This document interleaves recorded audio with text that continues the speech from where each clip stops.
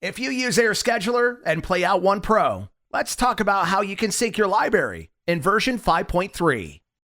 The ability to sync your library and logs between Scheduler and PlayoutONE has been one of the most sought-after feature requests since Scheduler launched.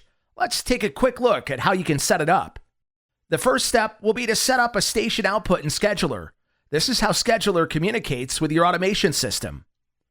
When you first set up Scheduler and select PlayoutONE Pro as your automation system, this should be created for you. But if it's been deleted for whatever reason, it's simple and easy to create another one. Just click on New Station Output.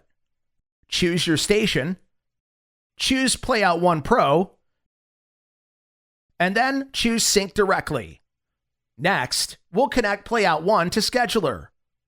In Monitor, go to Station Settings and click on the New Integrations tab. Next, enable the Aiir integration and enter your login details. Choose which Aiir organization you want PlayoutONE to work with. Then, enable Sync with Scheduler and save your changes. Next, we'll set up the auto importer job that'll bring in your logs as they're delivered by Scheduler.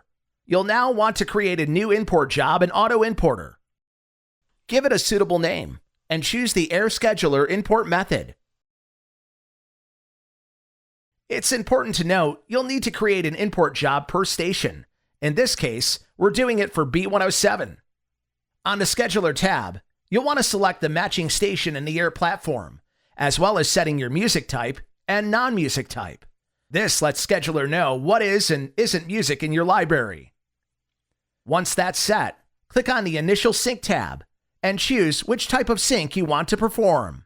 If your Aiir Scheduler library is already populated with items, Auto Importer can match those to items in PlayoutONE. Or if you haven't set up Scheduler yet, PlayoutONE can populate the Scheduler library for you. If you're sending items from PlayoutONE and don't want to include a certain category, say commercials, you can exclude them by selecting a category from the drop-down.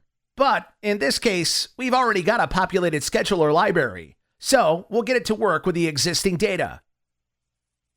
Run that initial sync, and in a few minutes, PlayoutONE and Scheduler will be talking to each other.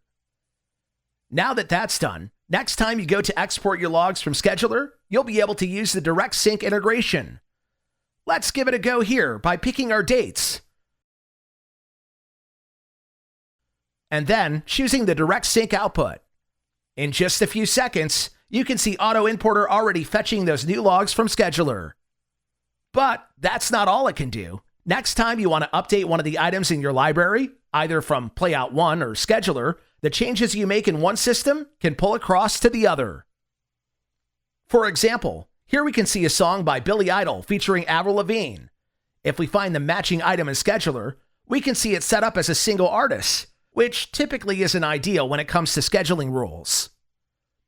In this case, let's replace the joint artist with a single one for Billy Idol, and then we'll add Avril Lavigne as a featured artist. This item also isn't in a category yet, so let's give it one. In this case, music. If desired, you can also add a note. In this example, we'll keep it simple. In just a few seconds, we can see that saved in Scheduler. Switching back to PlayoutONE, and you can see in Auto Importer that the change has been recognized and is pulling across. So, if we were to open the item in the media editor, you can see now that the change to the artist has been recognized, and the note we've applied is there. This works in both directions, but for a full rundown of what it does and doesn't sync, check out our docs at support.aiir.com.